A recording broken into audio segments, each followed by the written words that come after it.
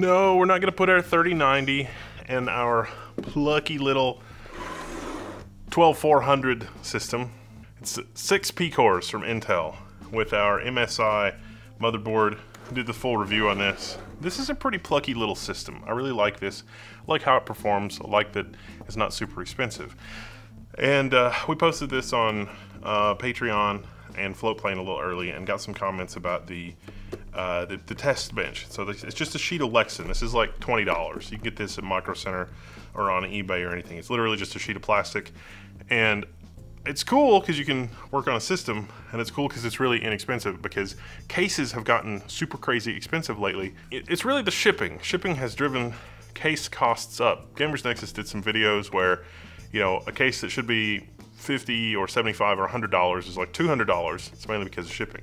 These are pretty cool because they ship in a flat pack, and it's open air, and it's a pretty cool looking system. And this is a great gaming system. It runs well.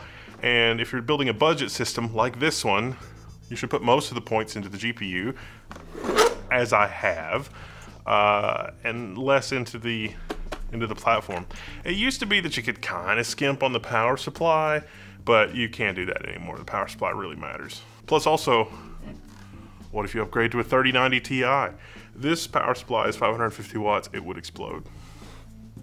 This is not, the GPU by itself is more than 550 watts with nothing else. So you're gonna need at least 850 watt, probably 1,000 watt power supply to run that monster. But it got me thinking, what about open air systems? This is an awesome open air case. It is very awesome, except for the price. The price is not awesome, but it's heavy. It's a lot of metal. It's a lot of metal. It is a crazy amount of metal. So this is also a micro ATX. I think they make an ITX version of this that's a lot more affordable. It's basically just folded metal. That's all this is. And with something like this, you can imagine we do that kind of a build and we set this up here. I mean, that looks pretty good, don't you think? So I think I'm gonna do a build with this, maybe with that, and it's got enough room for a beefy power supply. And that got me thinking, what if we did something like this a little cheaper? Because I was just complaining about case prices, and again, this case is a lot because it costs a lot to ship because it weighs a ton. This is the $40 version of that I've made some modifications. So this ships in a tiny little box, and it is extruded aluminum. If you've never seen extruded aluminum, it's basically just aluminum bar. This case is sold in a kit. You can get it on AliExpress, you can get it on eBay, and it comes with pre-cut extruded aluminum and some pre-cut acrylic. I don't really like transparent acrylic. I think they ought to offer black, but you know, it comes with some pre-cut acrylic and some metal bits so that you can have expansion slots. I have mounted in this an ASRock X470 D2U. I think that's the model. This is an AM4 motherboard. This is the same one that I helped Steve set up, or maybe he had the X570 version that they use for their storage server. And it's a pretty decent little motherboard. It's from ASRock, and it's AM4, so you can run up to 16 cores.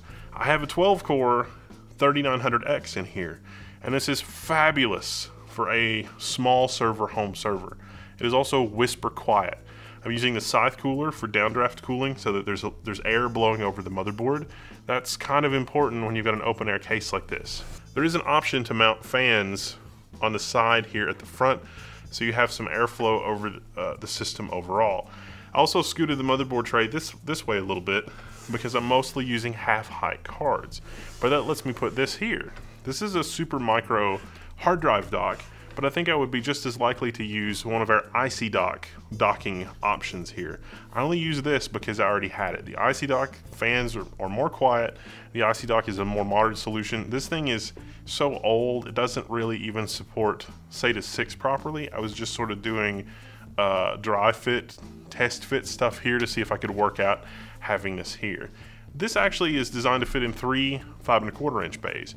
So remember the IC dock 24 drive, I could for 2.5 inch SATA devices, I could put that here as well with a breakout card to connect to all 24 drives if I wanted to. And finally, I've got a small form factor power supply, 550 watts, but for our AM4 CPU, which is, you know, going to be a maximum, this whole thing is going to only be 150 watts at the absolute max. And, you know, say if I had 5 20 terabyte hard drives, so, you know, 100 terabytes, plus some M.2 storage, I'm going to be in like the 250 watt territory. Oh, I'm sorry, this is a 450 watt power supply, my bad. But again, 450 watts is still extreme maximum overkill for a setup like this. But this version of the open air case is only about 60 bucks.